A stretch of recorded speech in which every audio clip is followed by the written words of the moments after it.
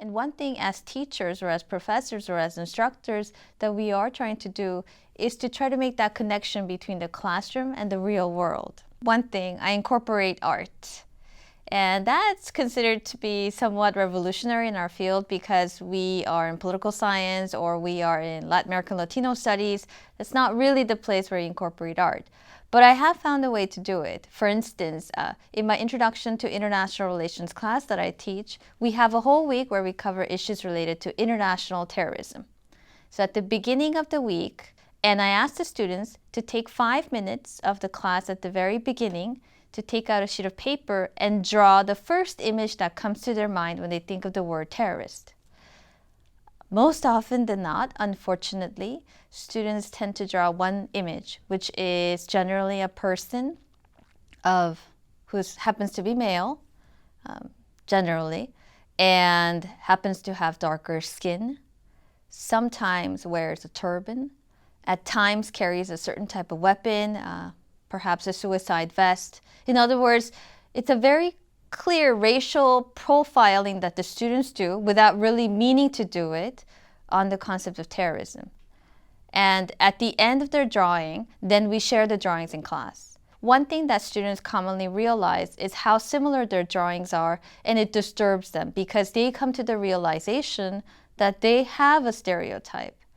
And it is something that we have to deal with. And part of the reason why I emphasize that at the International Terrorism Week is so that students can break away from it. In other words, when we approach an issue such as terrorism, we need to have an open mind. We talk about different types of terrorist groups and what terrorism actually constitutes. So we talk about cyber terrorism. We also talk about historical groups that have been labeled as terrorist groups, such as the ETA or the IRA, which both are European terrorist movements that are not necessarily of darker skin or of Middle Eastern features. And also we talk about terrorist groups that were very active in Japan as well, so that students can see that it's not only one color that pertains to the idea of terrorism. And we also talk about cyber terrorism so that students can also understand how China or perhaps North Koreans are also involved in another form of terrorism. So in that way, students become very engaged in the class, not only because they are drawing and reflecting upon their own stereotypes, but also it gives them a way to open up their minds when they're approaching the issue in learning about international terrorism. The way that I incorporate theater is by doing something known as role-playing. So role-playing is a form of an activity where students take certain types of roles that are given to them, or perhaps they have chosen, and they internalize the character, they learn about it on their own, and they act it out. So in my American politics class, the Introduction to American Government, I asked students to first read up on how a bill becomes a law. And that's a very hard process, if you will, in the American context. And at the beginning of the week, students identify certain types of political tendencies they have. So some students said, I prefer to be a Republican, or I prefer to be a Democrat, etc. And we were talking about the House of Representatives.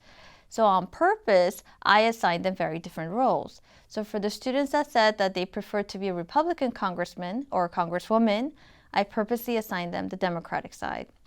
Again, part of the reason why I did that was so that they would go out of their ways to try to understand what the other side of the political party was really based on and what their ideas were.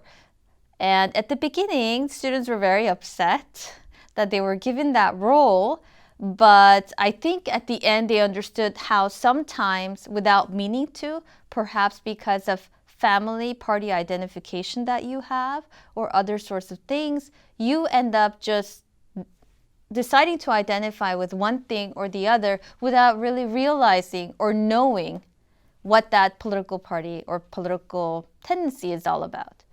So I served the role as a mediator, and the students just went about their ways in negotiating of passing this bill to become a law. And at the end, rather than leave the role-playing exercise as it is, I gave students an extra credit assignment.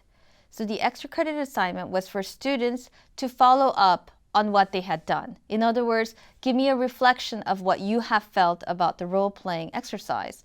Was it really the role that you wanted? If it wasn't, did you learn something from it? And what can you take away from the role-playing exercise?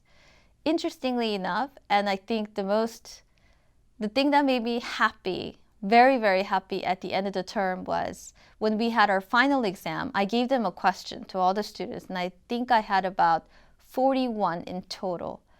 And I gave them the question, how does a bill become a law? All my students answered correctly.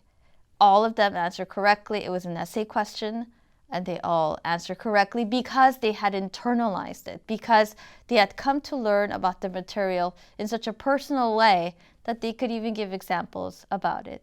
And I think that's what made the class better and also more fruitful for the students to learn about something.